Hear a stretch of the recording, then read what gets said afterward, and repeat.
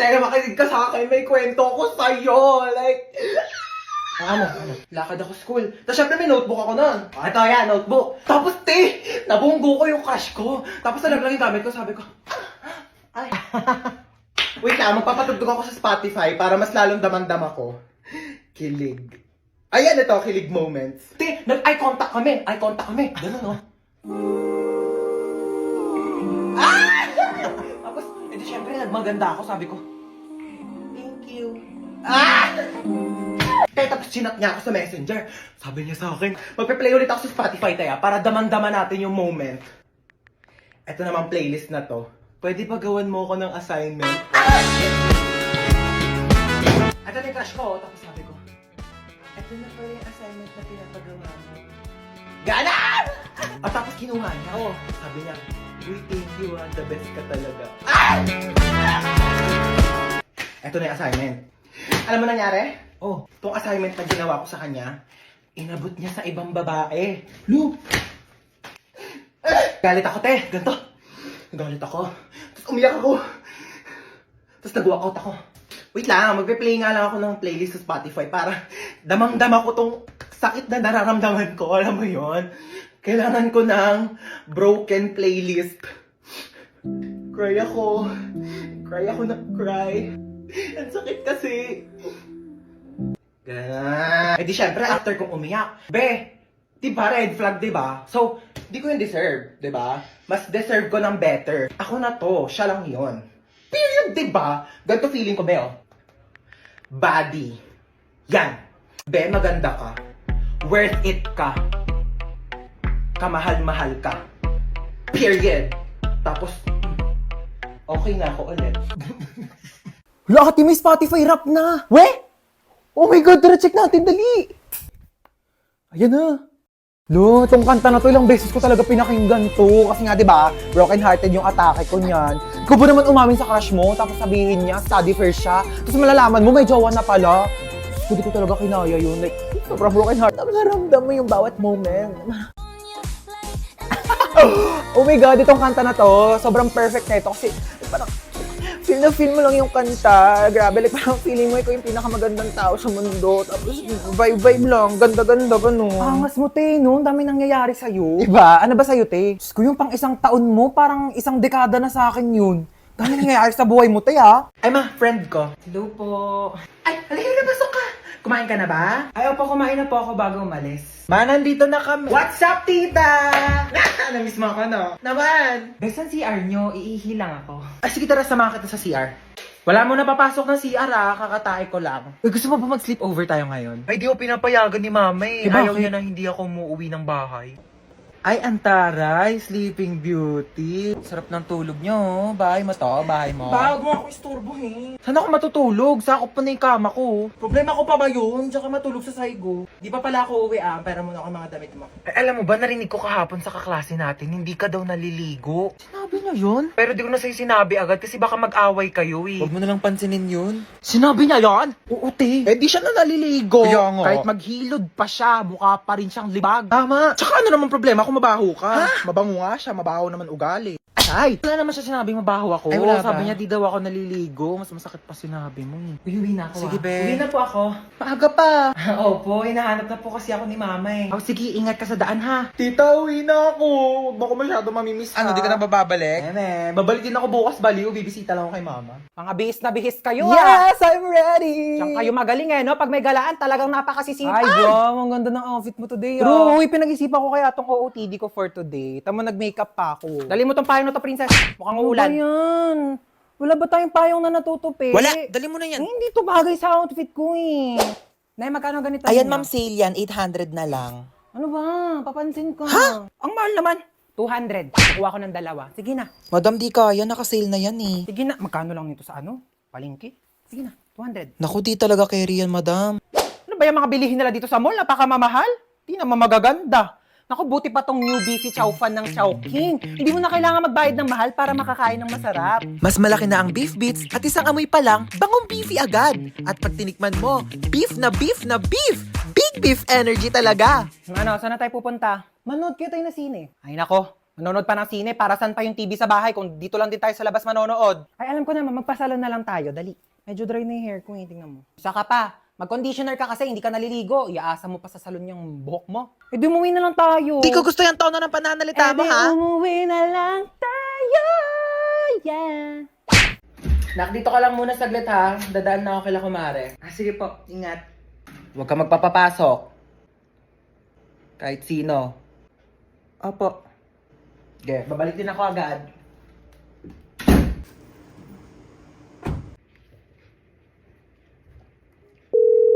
Uy, Jessica. O, ano meron? Samahan mo ko dito sa bahay, dali. Umalis si mama, wala akong kasama. Ay, sige, go. Punta na ako dyan. Sige, bye. Ay, oh. Ang taray, si Home Alone. Tsaka lang titimpla lang akong kape. Bakit ba ayaw magpapasok ni tita ng ibang tao dito sa bahay nyo? Best friend mo naman ako Sobrang strict kasi niya ni Mama Te. Overprotective eh. Bagay. Sino yan, te? Di ko alam, baka kapitbahay yan. Buksan mo nga muna. Okay, wait.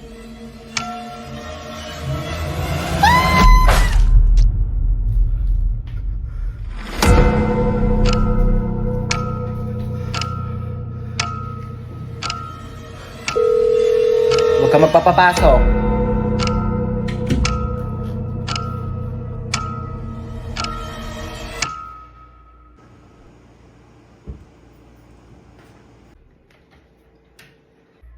Oh, ba't ang tahimik mo? Na-bored ka ba? Alam mo kaya talaga di kita pinapayagan na magpapasok ng ibang tao dito kasi alam mo may balita na may nag-iikot daw dito tapos kumakatok sa mga bahay-bahay para mangpatay. Kaya di ko sinabi sa'yo kanina kasi baka matakot ka at mag-isa ka dito.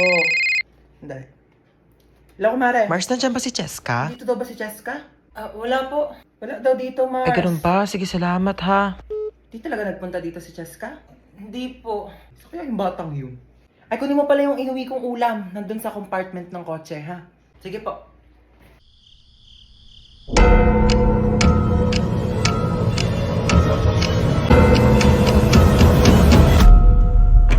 Diba sabi ko sa'yo, huwag kang magpapapasok?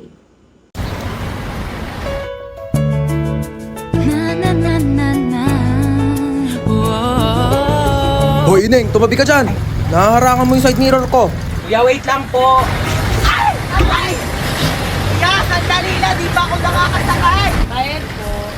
Bayad daw po. Suyo po bayad. Oh, sukli na 10. Saan daw po yung isang Hepaling daan? lang po. Oh, sukli. Sukli daw po ng isang daan, estudyante. Ito naman kasi abot mo naman. Pwede mo naman iabot dyan kay kuya. O, kasya pa yan. Kasya pa yan. Usog kayang usog. Kung 20 lang, dalihan nyo makalis na tayo. Kuya, wala na po kung maupuan dito. Sikip na po. Usog, usog. Kuya, kalating pisngi ng puwet ko na lang po nakakaupo. Dalihan nyo makalis na tayo. Kuya, tara po. Kuya! Kuya, sa tabi lang, kuya! Kuya, lagpas na po ako sa bahay ko, kuya! Huwag kang tatawa, please. Huwag kang tatawa. Nakakatawa yon? Gusto mo umpog din kita dito para maramdaman mo yung nararamdaman ko? Ito, be, oh. Kuya, bakit piso lang to, kuya? Ayun na lang pera ko, be. Kuya, dadagdagan mo to, kuya, hindi? Kung init-init, pawis na nga ako dito tapos naglalandian pa tong dalawa sa harapan ko. Gosh, pogi nito! Swipe right. Pugi ng mga lalaki dito sa OFO, ah. Swipe right. Ikaw may bagay, swipe left. Ay, bet ko yan.